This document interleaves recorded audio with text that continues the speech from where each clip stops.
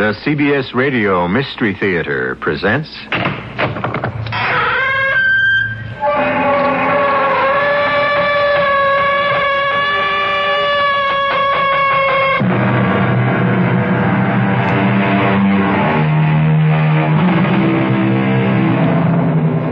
Come in. Welcome. I'm E.G. Marshall. The difference between man and animals, said Voltaire, is that man knows he will die. Animals have bodies, brains, instincts, and desires as we do, but they do not have our fiendish comprehension that we are finite.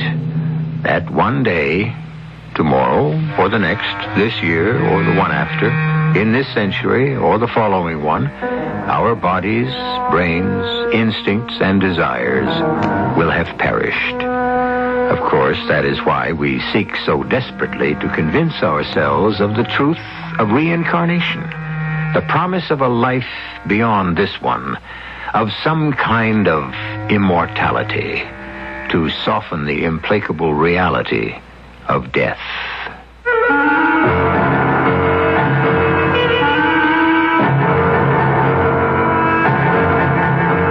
Our mystery drama, The Intruders, was written especially for the Mystery Theater by Elspeth Eric and stars Lois Nettleton.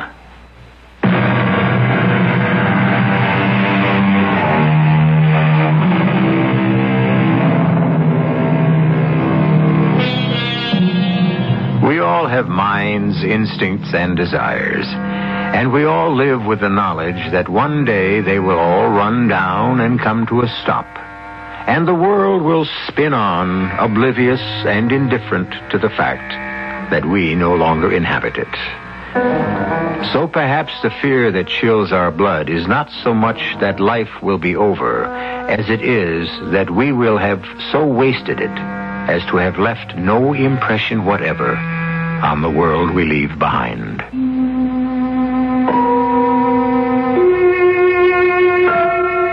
I walked the last half mile or so to the house because I wanted to come to it alone. I had dreamed of it nearly every night for 7 years. The serene old house, standing under great elms and oaks, built of the mellowest old fieldstone dug out of the resisting earth that surrounded it. And now, as I walked up the path and saw the front door, painted a soft olive green, the great brass knocker shining softly, I knew that I had done the right thing. I had come home. I pushed the door open. There was the great wide entrance hall. There was the gently curving staircase with its polished mahogany balustrades leading to the floor above, where now I was certain I would find my old bedroom just as I'd left it. Yes, I had done the right thing. I'd come home. I started toward the staircase, anxious to see my old, my own, my so familiar room with its long windows opening onto the gardens, its four-poster bed all hung in muslin, its tiny fireplace crouching like a cat in one corner. All would say, "Welcome home, Elaine. We're glad you've come." I had one foot on the first stair when something happened. I heard whispers. Very soft whispers. So soft I couldn't distinguish the words. But one thing was unmistakable. I was not alone in my house. I had come home. But to what? Such a bother. It's too bad. It really is too bad. Why did it have to happen just now? When everything was going so well. Why did it have to happen to us? It's really too much. It's a shame. That's what it is. Yeah, it's a shame. Who had taken over my house? Who had dared to move into my house? Who was intruding on my property?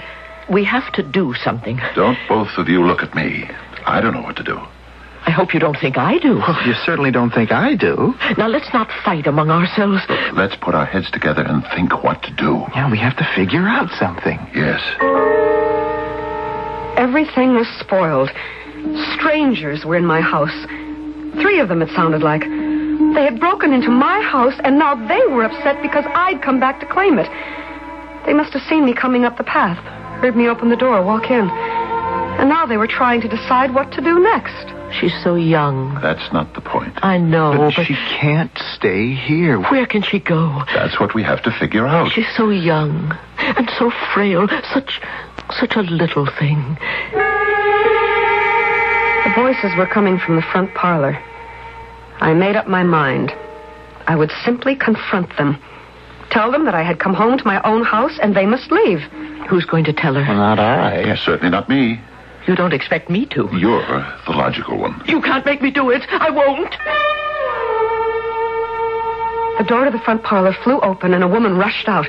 I braced myself against the post and tried to summon my courage, to find my voice. But everything was happening so fast. The woman hurrying straight towards me, the two men after her. You have to. I won't. You can't expect us to do your dirty work for I you. won't. I won't do it. Do you know what happened then? The woman rushed right past me and up the stairs. She took no notice of me at all. In utter astonishment, I watched her run up the stairs to the second floor. I was trembling all over. Everything was being spoiled. I'd come home and now my home was not mine. It was filled with intruders. I turned to see what the others, the two men, were doing. The door to the front parlor had closed again. They must have gone back in. I tiptoed across the hall and put my ear to the door, and I could hear them talking. It's up to you. Why not you? You're the head of the house. Not when it comes to things like this. Oh, you mean not when it comes to whatever you don't feel like doing? That'll be enough out of you. I am not going to argue with you.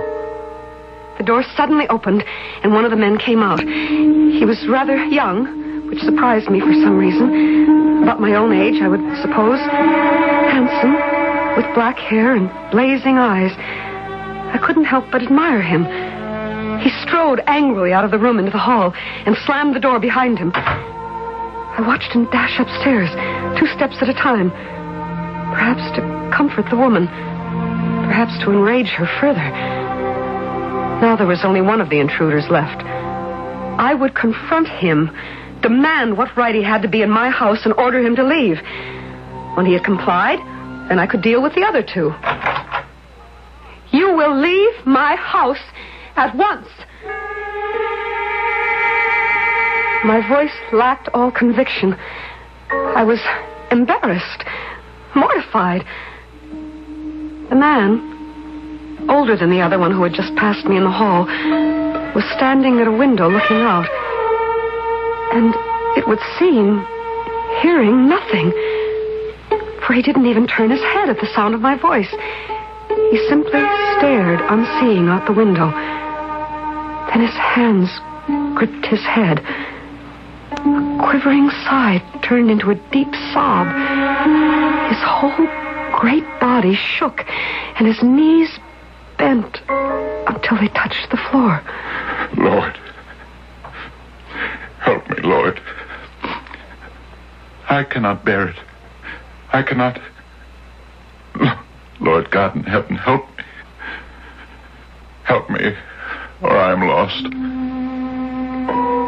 I stood stock still at the door. All my anger had left me.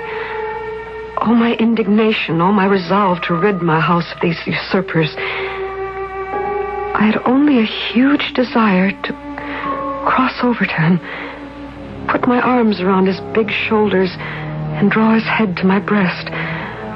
Whatever his trouble, whatever his misery, I wanted only to comfort him. I did what I could. I did my best. Lord, you know I meant nothing but good. I never meant that things should be like this. I meant only the best. Only the best. I felt sobs in my own throat. A sympathy I had not known for years. A love for another human overcame me. A human I did not recognize, did not know. He turned slowly and started for the door. I held out both my arms. Forgive me. I'm sorry. So sorry for whatever it is that I have done. Then the most astounding thing happened. As I stepped forward to embrace him, he lifted his gaze from the floor, looked straight into my face, into my eyes, which by now were as full of tears as his own, and he said, Am I never to be forgiven? And having said those words, not to me, not to anyone, he walked to the door. The jacket of his coat brushed my dress as he walked past me to the door, which was open, went straight through into the hall, and vanished from my sight. I was alone in the parlor. Whatever I had expected my homecoming to be, it was not this. No, never this. To be the outsider in a place that belonged to me? I went upstairs. But before I reached the room that had always been mine, I passed another room. A big square room with a big double bed. And on it lay the woman. I crossed over to her. She was sleeping, but her lips moved, and I bent over to try to catch the words. Baby. Baby. Baby. That was all she said, but she kept saying it. Baby. Baby. I put my ear close to her mouth to try to catch another word, but I heard only baby, repeated over and over. Then I was suddenly aware, and I felt a chill sweep through me. I was aware that from her mouth no breath escaped. Not a breath. There was no feeling of her breath upon my cheek. I ran from the room. Across the upstairs hall, the door to another room stood open. Inside, the young man with the black hair and blazing eyes was pacing up and down. I watched him for almost a minute from the doorway, but he never looked up or took any notice of me. Suddenly, he grabbed a vase of flowers from a table and dashed it to the floor. Damn! The explosion of his anger drove me away and downstairs. I ran to the back of the house, to the kitchen. There, seated at the big work table, was the man. Not crying now, not making any sound whatsoever, but staring straight ahead with eyes that were bleak and passionless. He did not move as I entered the room. His big hands lay side by side on the table, palms down. Love and pity stirred me. I moved to where he sat and put both my hands over one of his. Still, he did not move. How could he not move, I thought. And then I realized that his hand, his big hand that lay in both of mine, had no substance at all. It was as though my hands held air. I touched nothing. I held nothing. The hand, big and strong and firm as it appeared to be, was nothing. And then I knew, certainly and surely, I knew that I had come home to find my house inhabited by ghosts.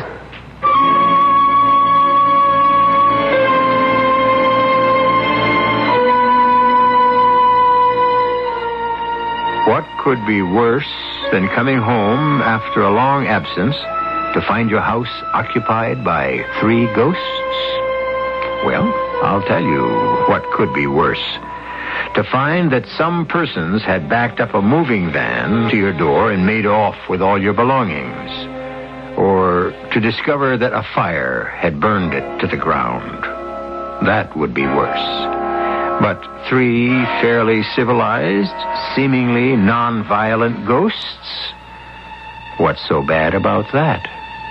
I'll be back shortly with Act 2.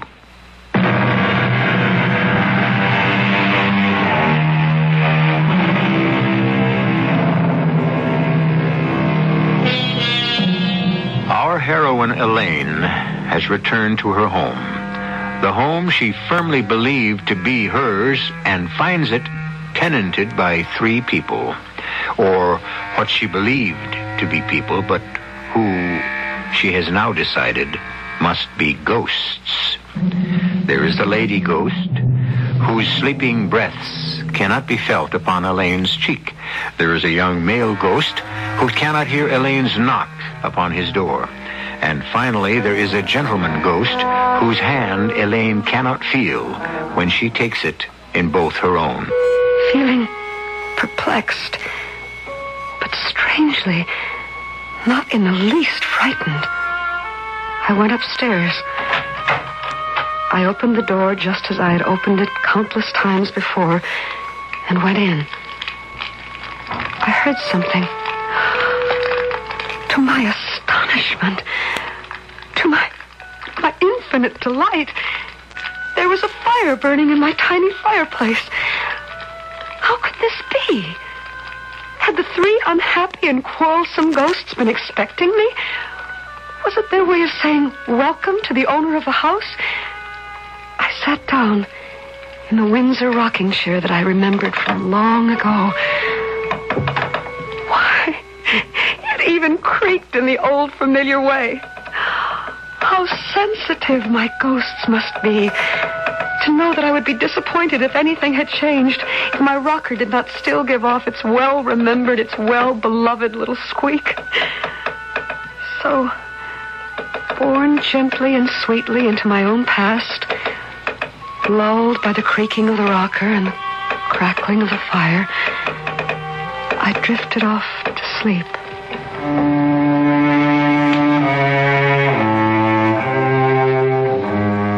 I woke up feeling much refreshed. I washed my face a little, brushed my hair, and went downstairs. I wanted to go back to the kitchen where I'd left the elderly gentleman, my favorite, I must confess, of the 3 ghosts, though I felt pity for the woman and an odd attraction to the young man. This time, the old gentleman was not alone at the kitchen table. All 3 were there. The boy still looked angry, the woman still anxious and unhappy. Only the older man seemed to have composed himself. Now, I've heated up what's left of the lamb stew we had last night, and I want you all to eat some. Oh, I can't, Frederick. Neither can I. I want no nonsense from either of you. We have decisions to make, and we are not going to make them on an empty stomach. There's some for you, Elizabeth. Now, eat it all, and, Fred, some for you. Now, come on, dig in, and some for me. Oh, and there's milk in that pitcher, so help yourselves. As they started to eat the stew and drink the milk, I found that I was hungry, too. It had been hours since I'd eaten. There was a 4th chair at the table. What harm could it do if I sat down with them? It would be cozy. It would be nice. And there was always the chance that one or more of them would notice me, speak to me, make friends with me.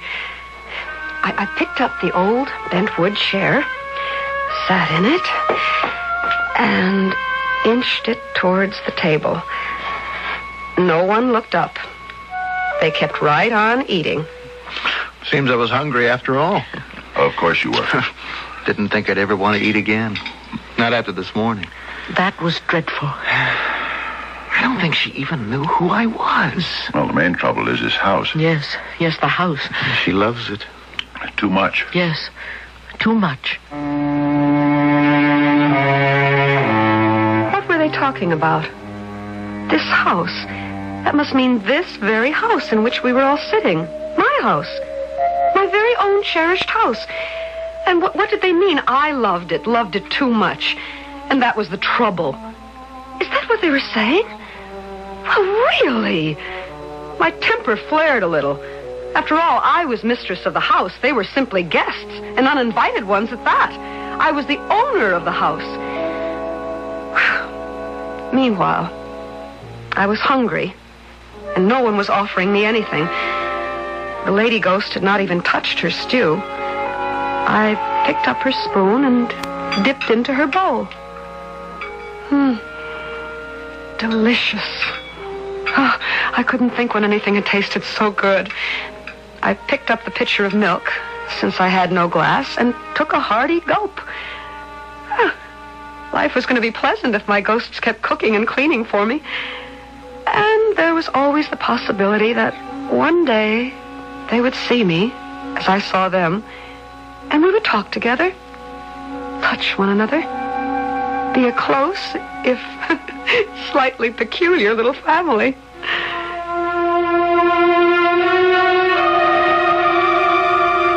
I watched them finish their luncheon. I had volunteered a few remarks during the meal, and no one had paid the slightest attention. It was clear that I had not yet found the way to communicate with ghosts. I'll clear the table. I'll help. No, let Fritz do it. Well, all right, Fritz. Okay. See there now, Mother. You did have an appetite after all. You ate a whole bowl of lamb stew. I hardly touched it. Seeing's believing. Well, I didn't know I was doing it, I swear. I could hardly hold back a giggle. The lady didn't know I had eaten all her stew. How long, I thought, will I have to go on sneaking food from their plates? How long before they would notice it? How long before they would notice me? Fritz, will you wash up? Oh, sure. I want to go out and pick the last of the roses. I'll come with you. Oh, good. Those two must be husband and wife, I thought, as I watched them go out the back door, hand in hand, walking a little wearily, leaning each one a little on the other for support. I lingered on in the warm, bright kitchen, watching the handsome boy ghost at the sink. I wanted to touch his wavy black hair where it curled down the nape of his neck. I wanted to kiss the long-fingered hands that held the dishes under the running water, scrubbed and then dried them and put them away. But I soon tired of watching his brooding face, and I remembered the elderly couple who were by now wandering among the roses. My roses. There had been vases of them in every room of the house. It had been a vase of roses that this grim young man had dashed to the floor. I would go out and see my roses again. There they were. She with a basket over her arm. He with a pair of clippers carefully snipping off the roses. The pink, the yellow, the white, and placing them in the basket she held. I fairly danced up to them. I felt I loved them so. Surely in this garden spot they would see me and know me. But they simply talked quietly to each other. The yellow ones are almost finished. Yes, and the white. The yellow are my favorites. Well, we'll put in more next year. We always do that. But what for? One never knows. You may be right. Oh! What? Hurt yourself? Just a thorn. Oh. Well, you should be more careful. Andy went on cutting the flowers and putting them in her basket.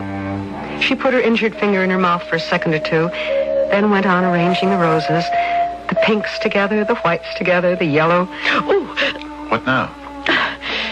I did it again. Oh, really, Elizabeth? This time she held out her finger for him to look at. I looked too, and what I saw bewildered me more than anything that had gone before. From her finger, which she held up to him as piteously as a puppy with an injured paw, from her finger fell drop after drop of crimson blood. Blood! My ghosts could bleed. I told you to be careful. I know you did. I just wasn't thinking. It's hard. I know, my dear, I know. But I don't want you hurting yourself. How can I be hurt any more than I've already been hurt? Tell me that. Well, I hurt too, you know. I do know. We've all been hurt. We're all bleeding. Yes. Well, let's go back. We have enough roses. I followed them as he tenderly shepherded her toward the house, stopping now and then to comfort her and dry her eyes. What was troubling my ghosts? What was the deep unhappiness that depressed them? I ached with sympathy for my newly adopted family. The doctor's here. The doctor? Mm-hmm. He wants to talk to you both. Is it good news or... He wouldn't tell me. He wants to discuss something with you. What? A possibility, he said. What possibility? A possibility of what? Well, he wouldn't tell. He wants to talk to you. We all went into the house, through the kitchen, into the front parlor, where sat a strange man. Small, undistinguished, with gray hair, parchment skin, and the bluest eyes I'd ever seen. Pale blue they were, but penetrating, bright, and somehow kind. I'm glad I found you in. You have news for us, Doctor. And in a way, I have. She was asking for you this morning. For me? Did she... She asked for all of you. By name? Did she seem to remember... Not everything, no. But enough. Enough. Enough to give you hope? Well, I should think so. Oh, Doctor. She seemed concerned about 3 of you. I must say it was a happy thing for me to hear. When I saw her early this morning and she asked about all of you, spent some extra time with her. I asked her if she'd like to come home. Come home? Could she? That would be wonderful. Well, I had to talk to you about it first, of course. But if she's well enough... But she's better. She's improved. Then why not? I want you to talk it over between yourselves. There's nothing to talk over. What are we waiting for? Let's go get her. Not so fast. I insist that you sleep on it. Then in the morning, if you're all agreed, come see her at the sanitarium. If all of you are like-minded, you can bring her home. Oh. Now, I think perhaps we're taking chances, but then, we never chance anything. We never gain anything. Am I right?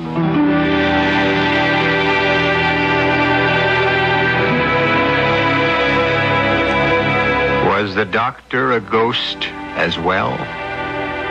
Frankly, I couldn't make him out at all. That bit of homely philosophy, life is full of risks, but we must risk something to gain something, that didn't sound much like a ghost to me. To a ghost, after all, life is, well, what is it? Something they've lost? Or is it something they found? Or is it something in between?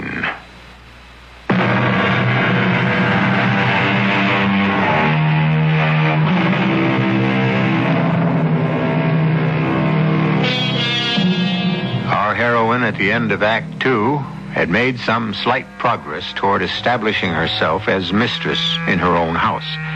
She had met the 3 ghosts who dwelt there, though clearly they had not met her, being apparently quite oblivious of her presence. Still, she had developed real feeling for them, no matter how they ignored her. She had touched them, though they did not react. She had even sat down to luncheon with them.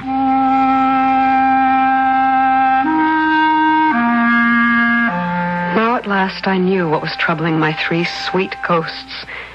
Someone they all loved, a woman, a girl, was very ill.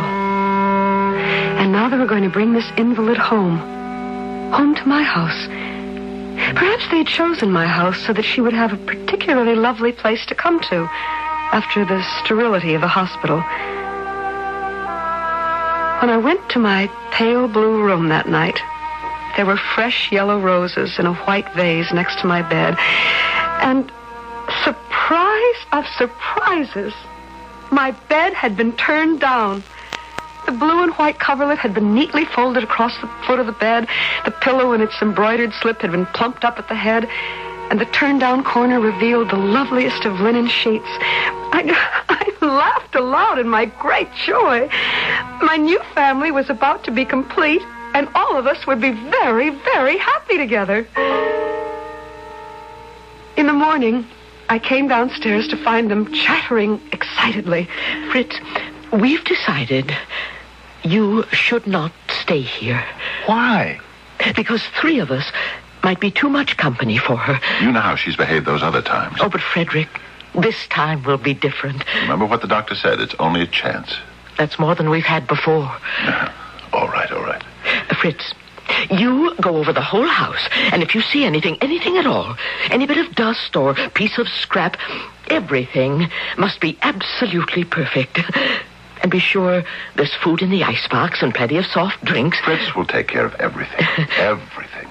Now, don't excite yourself. How can I help it? My baby is coming home.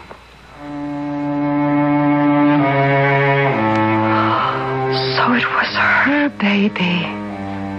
The day before, when I had bent over her, she lay sleeping in the bed, and had heard her whisper in her sleep over and over again the word baby.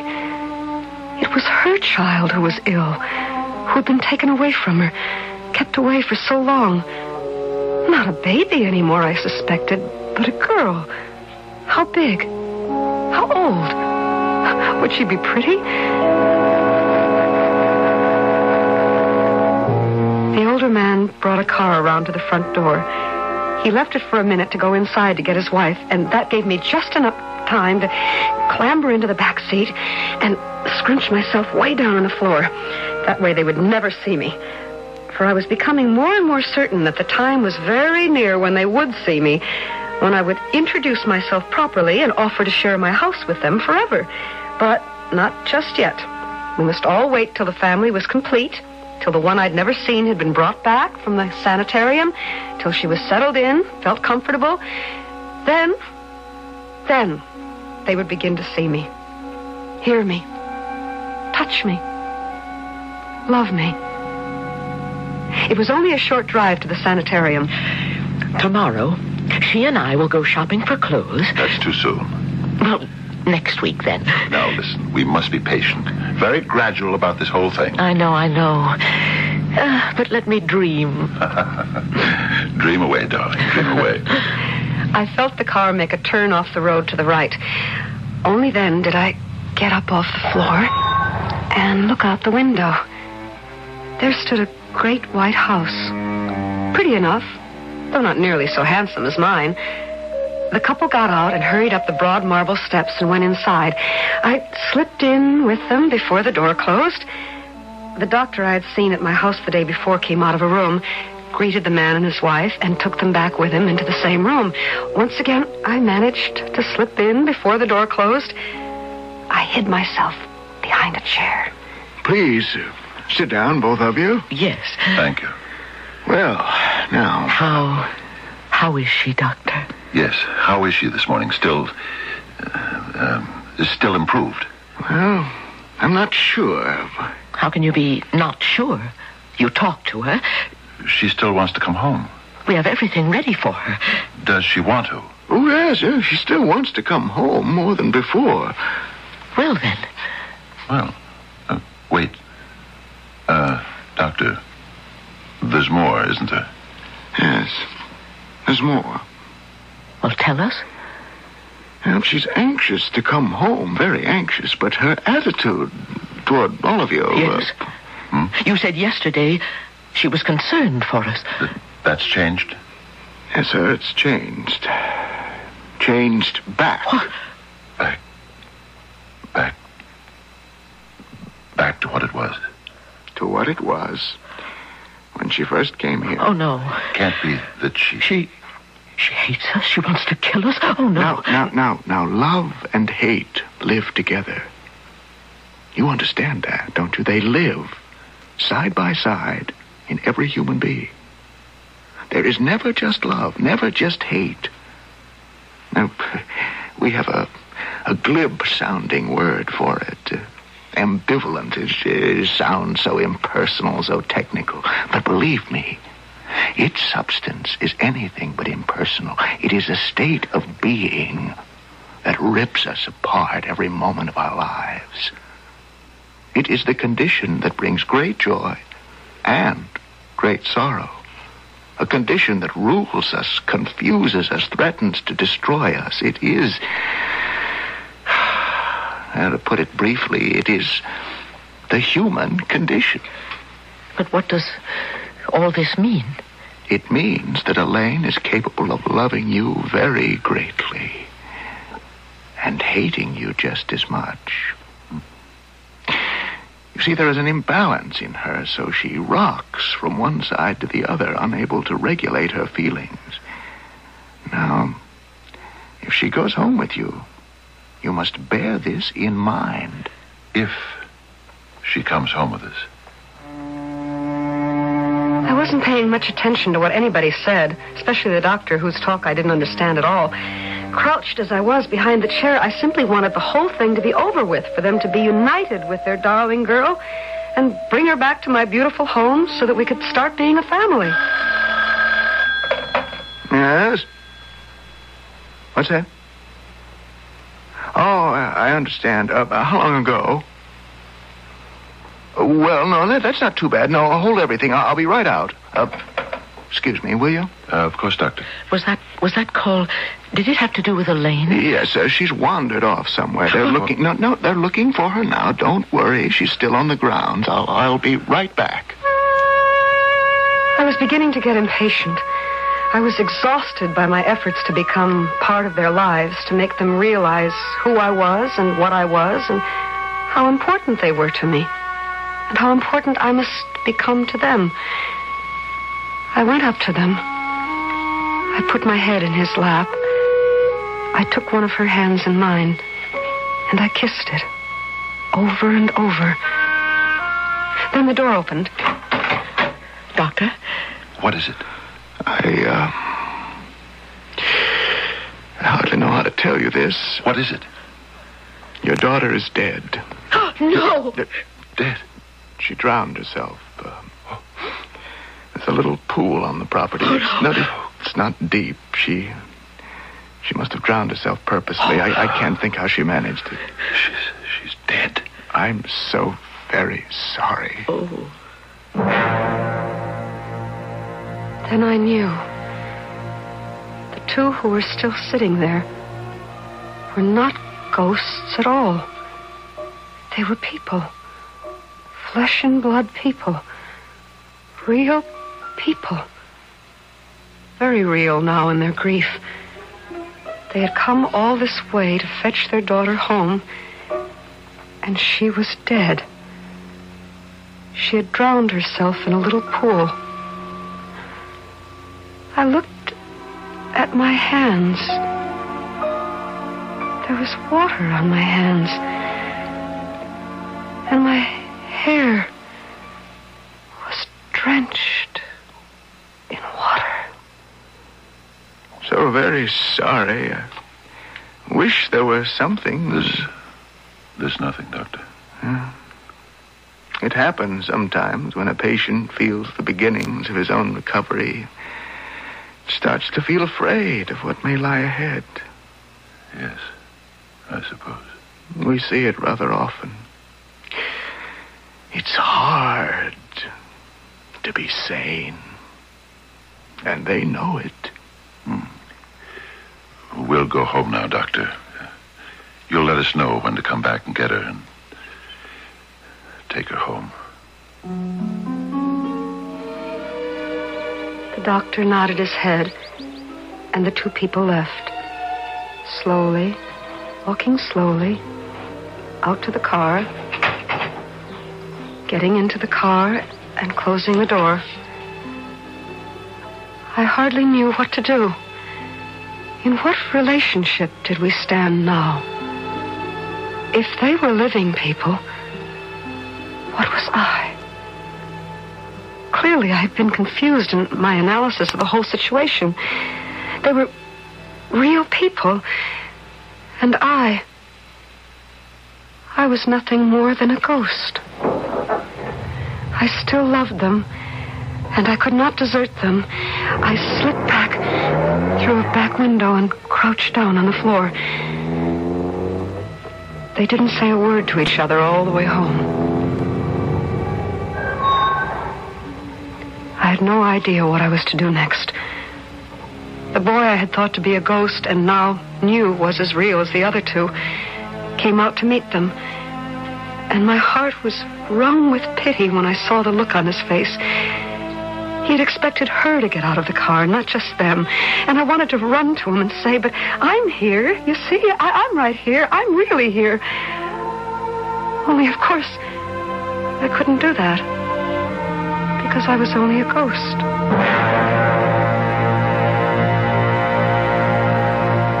I've lived here for a whole year now. The house stays the same. I sleep every night in my pale blue room. Every night the bed is turned down, and I crawl between the pretty sheets. The next day it is made up again. This summer the roses were more beautiful than ever. I would go out to the rose garden every morning at daybreak and pick a yellow one and put it at her place at the breakfast table. She thinks he does it, and he lets her think so. Just this morning, I left a particularly beautiful one. Oh, Frederick. You've done it again. My yellow rose. Oh, that. I don't know how you manage. I never hear you sneak out. Well, you're always asleep. She loved them so. The yellow roses. Yes, I know. Frederick. Yes, love. Do you feel sometimes that she's here in this house with us? Many times. So do I. I'm staying on. The boy has gone away to school, and they really need me. Everyone needs a ghost. No matter how busy our lives, how interesting our pleasures, there are depths of loneliness that neither work nor pleasure can plumb. A little core of ourselves that needs someone to talk to or simply to be with. Who can fill this need better than an understanding ghost? I'll be back shortly.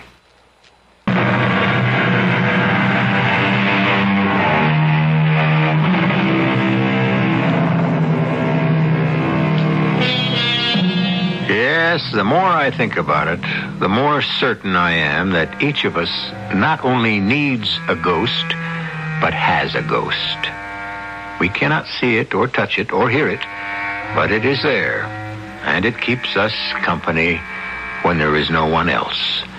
A ghost, perhaps, is no more than a memory of someone once well loved.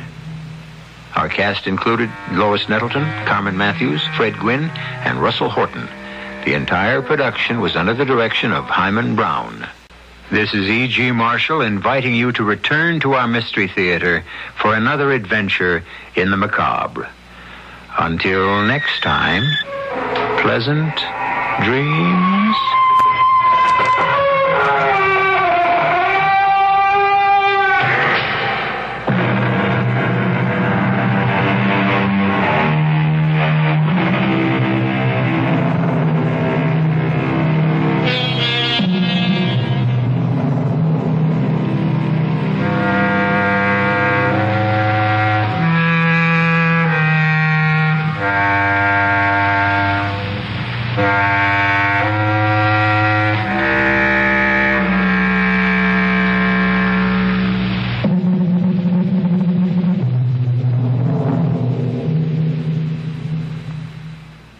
This is KIXI, AM and FM, Seattle.